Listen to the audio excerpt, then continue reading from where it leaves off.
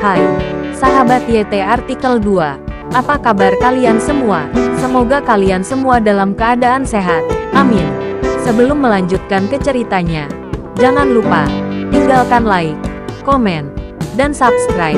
Karena dengan like dan komentar kalian, yang semakin membuat admin semangat mengupload lanjutan ceritanya.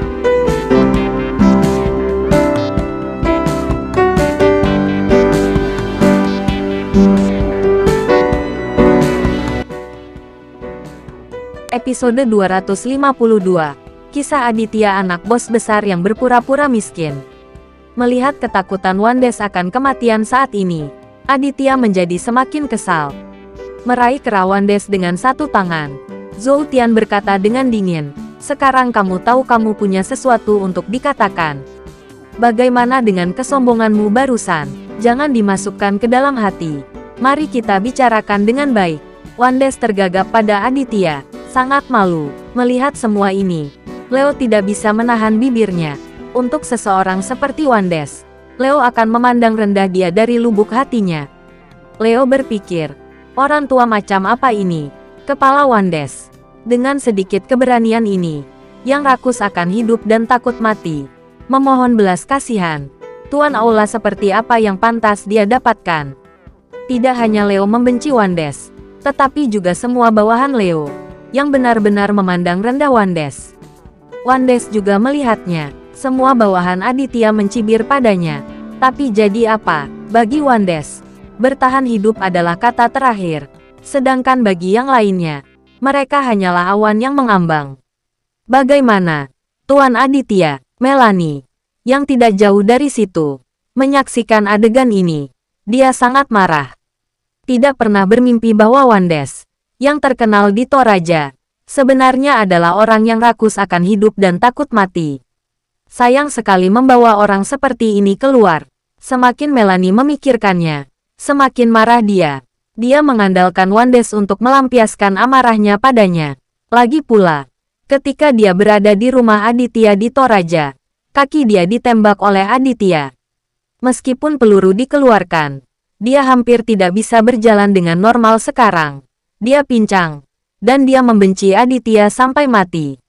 Wandes, apakah ini yang kamu lakukan? Aku memintamu untuk berurusan dengan Aditya, untuk tidak memohon belas kasihan di depannya. Melanie berteriak pada Wandes dengan marah. Kepala Wandes semakin besar. Di sini Aditya menodongkan pistol ke kepalanya. Dia akan mati kapan saja. Dan Melanie masih memaksanya ke sana. Jadi dia benar-benar tidak tahu harus berbuat apa. Nyonya, apakah Anda tidak melihat bahwa Aditya menodongkan pistol ke kepala saya? Anda harus memperhatikan saya. Wandes menoleh ke Melanie dengan wajah pahit. Aku mengerti kelumpuhanmu. Aku memerintahkanmu sekarang. Bunuh Aditya segera. Kalau tidak, aku tidak bisa menyelamatkanmu.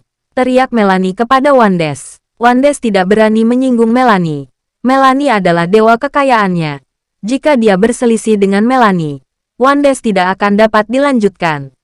Melihat Wandes tetap diam, Melanie mengangkat alisnya dengan marah saat ini, dan berteriak kepada anggota Wandes, dengarkan perintahku dan segera bunuh Aditya. Siapapun yang membunuh Aditya, saya akan memberinya 100 juta. Ini, kekuatan magis uang sangat besar. Dan semua anggota Wandes tergoda ketika mereka mendengar bahwa ada hadiah 100 juta untuk membunuh Aditya. Beberapa orang sangat ingin mencoba, bawa orang itu dan serang Aditya. Ketika Aditya mendengar Melanie berteriak seperti ini dari samping, hatinya sangat marah. Melanie, wajahmu cukup besar. Dari mana uangmu berasal? Bukankah dari keluargaku? Sekarang kamu mengambil uang ayahku untuk membeli hidupku. Apakah ada orang yang lebih berani darimu di dunia? Kata Aditya dengan marah kepada Melanie. Hek. Aku akan membeli hidupmu dengan uang ayahmu. Jadi apa? Siapa yang membuat ayahmu mau memberiku uang? Melanie meregangkan pinggangnya dan menantang Aditya dengan sangat ketakutan. Aditya tidak mengatakan sepatah kata pun. Dia sudah bersumpah di dalam hatinya. Jika menemukan peluang, harus menghancurkan Melanie. Melihat beberapa anggota Wandes hendak menyerang Aditya, Leo dan selusin bawahannya semuanya waspada. Siap menyerang kapan saja. Wandes melihat pemandangan ini lebih banyak lagi. Dan dia sangat cemas. Dia benar-benar takut ketika bawahannya bergegas. Aditya akan menarik pelatuknya dan membunuhnya. Jangan maju. Apakah kalian semua ingin memberontak? Teriak Wandes pada bawahannya. Beberapa anggota Wandes yang sangat ingin mencoba. Semuanya mundur beberapa langkah setelah mendengar perintah Wandes. Mereka masih sangat takut dengan Wandes. Mata Melanie berputar bolak-balik. Tetapi dia masih bisa melihat dengan jelas bahwa Wandes dikendalikan oleh Aditya. Dan dia tidak bisa membunuh Aditya apapun yang terjadi. Jika tidak berhasil, tunggu Aditya pulih nanti. Masih harus menangkapnya. Memikirkan hal ini, Melanie tidak berani tinggal di sini lebih lama lagi. Dan rencana kabur adalah yang terbaik. Dan wanita tua ini memanfaatkan orang lain yang tidak memperhatikan. Dengan suara mendesing, dia menyeret kakinya yang terluka dan menyelinap pergi dari gerbang rumah Prasetyo. Tuan Aditya, wanita jalang itu telah kabur. Leo menghentakkan kakinya dengan cemas, dan hendak memimpin anak buahnya untuk mengejarnya. Aditya menoleh dan melirik. Melanie sudah berlari ke gang kecil di seberang jalan. Kecepatannya cukup cepat. Selain itu, dikelilingi oleh orang-orang dari Wandes. Tidak mungkin Leo dan anak buahnya bergegas keluar untuk mengejar Melanie. Lari dan lari, cepat atau lambat, dia akan tertangkap. Aditya berteriak pada Leo dengan suara berat. Leo mengangguk dengan enggan. Sekarang, seperti Aditya, dia tidak sabar untuk segera menyingkirkan Melanie. Wandes, apa yang akan kamu lakukan? Aditya bertanya. Wajahnya tenggelam seperti air, menatap Wandes dengan dingin. Wandes semakin panik, dan dia juga memarahi Melanie di dalam hatinya karena ceroboh, bahwa Melanie menyelinap pergi lebih dulu pada saat kritis hidup dan mati. Itu ada di tanganmu. Aku mengakuinya. Lakukan apapun yang kamu suka. Wandes juga tahu bahwa Aditya tidak akan membiarkannya pergi. Jadi dia menjadi keras pada Aditya, dan ingin menyelamatkan dirinya sendiri. Oh, tampang takut mati barusan masih sangat memalukan. Aditya tidak berencana untuk membiarkan Wandes pergi. Tetapi ketika dia melihat orang tua ini masih berpura-pura menjadi tangguh, Aditya malah tersenyum bukannya marah. Hehe, bagaimana itu berubah dalam sekejap mata? Harus memiliki tulang punggung. Aditya mencibir, dan bertanya pada Wandes. Wandes memikirkan cara, dan berkata kepada Aditya, pria tua itu selalu memiliki tulang punggung. Katakan padaku, apa yang akan kamu lakukan denganku? Saya peringatkan Anda, jika Anda berani menyentuh saya, orang-orang di bawah saya ini tidak akan mengampuni Anda.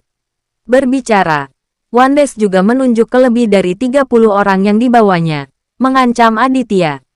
Orang yang paling dibenci Aditya adalah orang-orang seperti Wandes. Saat ini, dia tersenyum dingin. Hehe, menurutmu aku ini takut padamu orang-orang ini? Tidak masalah apakah aku takut atau tidak.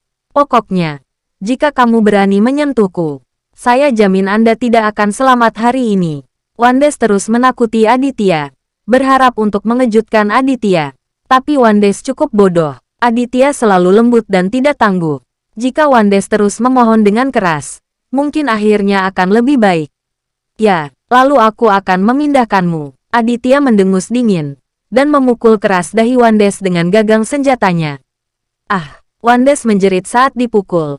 Garis darah mengalir di dahinya, dan dia pusing karena dipukul oleh Aditya.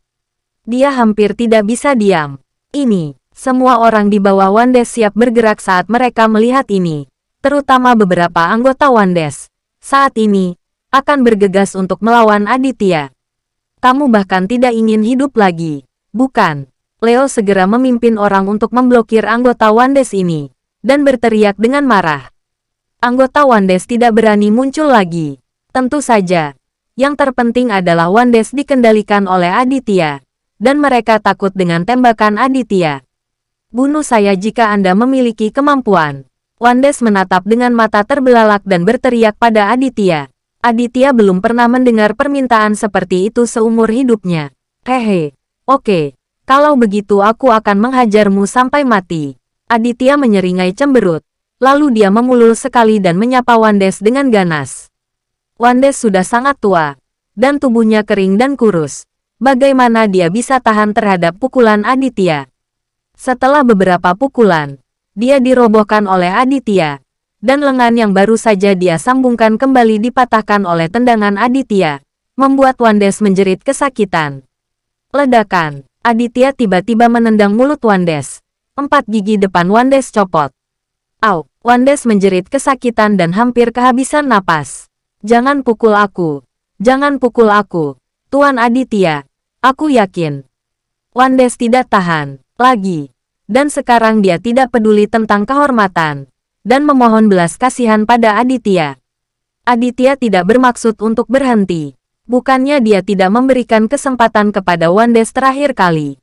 Tetapi orang tua ini tidak tahu malu. Dan dia datang untuk membuat masalah untuk kedua kalinya. Bagaimana mungkin Aditya melepaskannya begitu saja? Sekarang kamu tahu bagaimana memohon belas kasihan. Sudah terlambat. Bukankah kamu mengatakan kamu memiliki kemampuan untuk membunuh? Sekarang aku akan membantumu, teriak Aditya dengan marah, dan mengambil tongkat besi dari salah satu bawahannya. Bersambung.